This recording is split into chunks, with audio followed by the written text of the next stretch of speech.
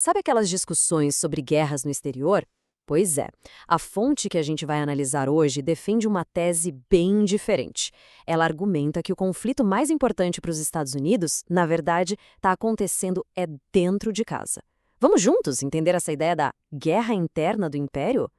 E para entender o agora, a nossa fonte nos leva lá para trás, para 1869, com essa citação do Karl Marx. A ideia central é a seguinte: assim como a guerra civil mudou o jogo de poder para a classe trabalhadora da época, talvez um novo conflito de classes esteja se desenhando hoje. E aí fica a grande pergunta, né? Uma ideia com mais de 150 anos, será que ela ainda serve para alguma coisa? Será que ela pode ser a chave para a gente decifrar as divisões que vemos nos Estados Unidos hoje? É exatamente isso que a gente vai investigar, mergulhando nos argumentos da nossa fonte. Então, vamos começar. O primeiro pilar desse argumento todo se baseia em evidências de um conflito interno.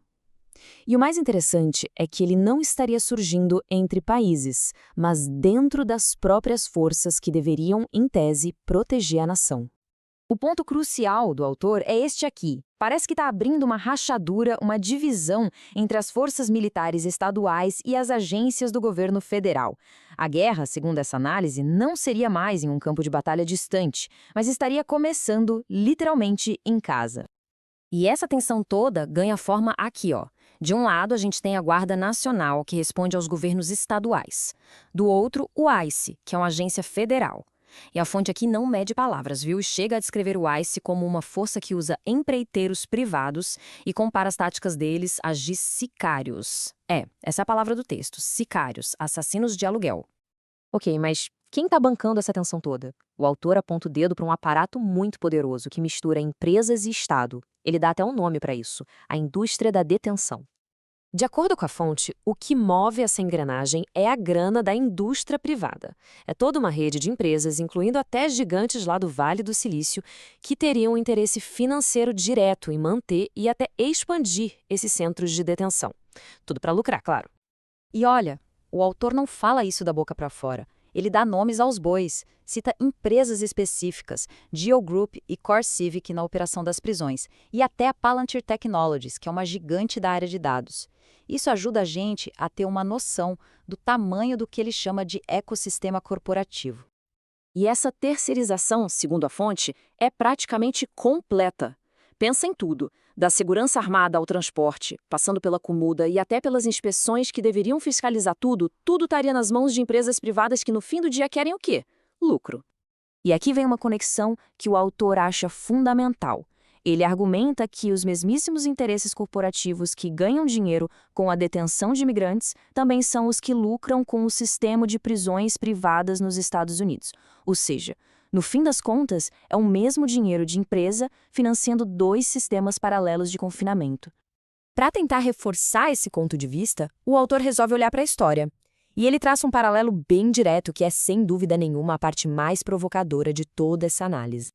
Bom, é importante apresentar isso de forma bem neutra, só reportando o que a fonte diz. O autor coloca lado a lado o uso de campos de concentração e trabalho forçado na Alemanha nazista, com o que ele descreve como sendo o sistema americano atual.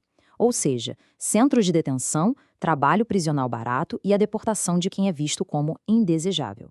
Certo, diante de um sistema que o autor compara a momentos tão sombrios da história, como seria a oposição a tudo isso? A análise, então, muda de foco e vai olhar para as forças de resistência, argumentando que elas são bem diferentes hoje em dia. A fonte destaca duas frentes principais de resistência. A primeira seria de grupos civis organizados.